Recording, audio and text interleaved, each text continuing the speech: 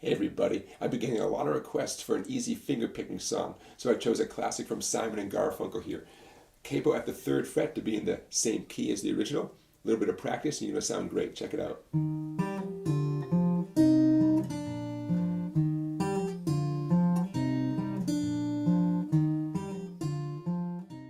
As we start with this finger-picking video, let's begin with a couple of ground rules. One of them is pretty universal. For your picking hand, your thumb is going to be responsible for the 6th, 5th, and 4th strings, okay, without exception. This is true for lots of finger-picking songs. Your index is going to be responsible for the 3rd string, the G string. Middle finger is going to be plucking the 2nd string, the B string. Ring finger plucking the 1st string, skinny E, okay? Now, we're going to treat this as a hard and fast rule, and it's a good way to start any finger-picking pattern or any finger-picking song. There are always going to be exceptions, but this is a great way to orient your picking hand. Now, for your fretting hand, capo at the 3rd fret, so you're in the same key as Paul Simon. The chords, you're going to need some pretty easy chords. C major. A variation on the G chord. I have my 2nd finger, 5th string, 2nd fret. Pinky, 2nd string, 3rd fret. Okay? And A minor 7. It's a C chord minus the 3rd finger. Index finger, 2nd string, 1st fret. Middle finger, 4th string, 2nd fret. And lastly, a G chord. And for our purposes right now, to be honest with you, you only need one finger. I definitely want you to use your ring finger. Ring finger, 6th string, 3rd fret. You actually don't need a complete G. In the world of finger picking, you can get away with a lot of partial chords, if you know what I mean. So, happy days. One finger, but definitely make it your 3rd finger. This is going to represent a G chord. 3rd finger, 6th string, 3rd fret. Okay? So, that's all you need to know for the left hand. I gave you the orientation for the right hand. Now, let's get into learning this easy pattern. Here it comes. I'm going to play this song a little bit for you here, and between watching my fingers and seeing a tab on the screen, for some of you, this might be all you need. For the rest of you, stick around because I'm going to break this down. Okay, so 1, 2, 3, 4.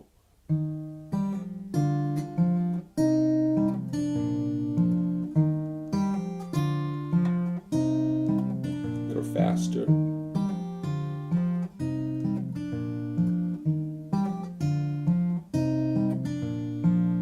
Now, Paul Simon is certainly adding in more notes beyond what I'm doing right there, but this is a great foundation. If you do just this, you're well on your way to performing the song, okay? And as you get more confident, you can always add in the extra notes that he's doing. But trust me, this is a great, great step in the right direction and a great foundation for this song.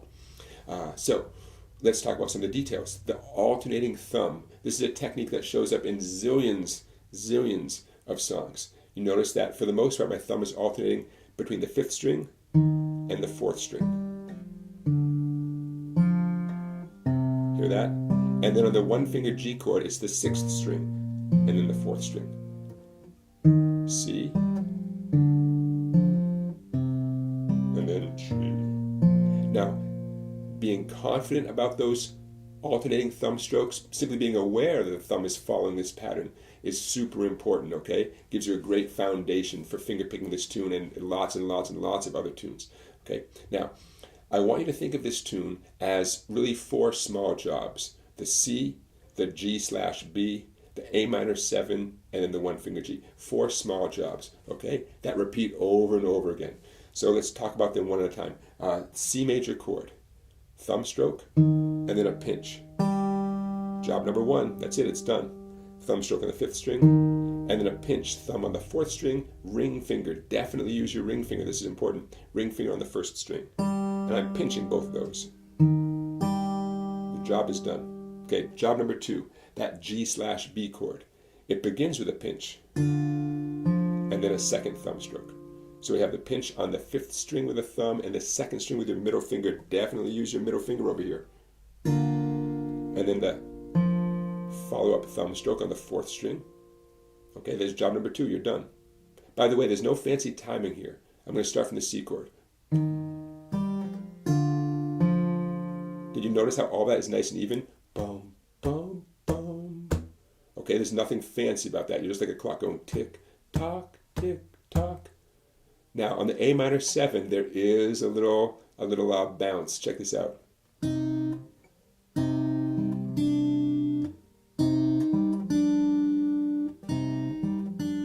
that little boom, chick, boom, that little extra sound in there, okay? Out of context, this is going to be easy for you. A pinch, thumb and middle finger, a thumb on the 4th string, and then lift away your chord for the open 2nd string. Out of context, this is easy, right? In context, you have to do it with a nice steady beat. 1, 2, and. 1, 2, and. 1, 2, and. That middle finger on the open 2nd string has to come in fast. 1, 2, and. 1, 2, and. Okay? I want you to practice this A minor 7 segment a million times. If you can do it perfectly right now, you know you have the timing exactly like me, great. Otherwise, 1, 2, and. Gotta get that middle finger note in there fast. 1, 2, and. Last measure, the 1 finger G measure, is the easiest one. Thumb on 6, thumb on 4. Nice and steady. Just because it's easy doesn't mean you can suddenly go fast, okay? Boom, boom. Now I'm going to put together the A minor 7 with that measure with the G measure, just so you can hear the timing, especially the timing of that middle finger on the 2nd string open in between the 2 chords. Here it comes. Starting the A minor 7. 2, 3, 4. I'm going to loop it around.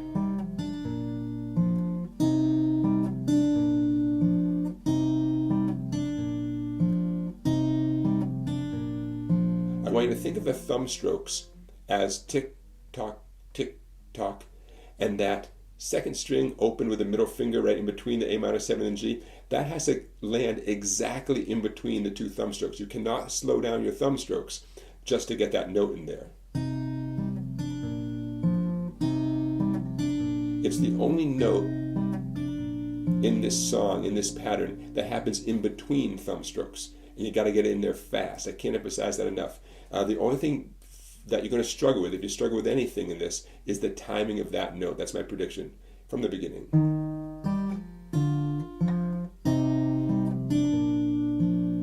Okay? Some of you have this already, you're all set. Others, getting that middle finger note there is going to be the tricky part. All right, so hey, guess what? You did it, all right? You got your feet wet with finger picking. Some of you, this is your first time doing finger picking, and you made a great choice with this song and this video because this is pretty straightforward stuff, okay?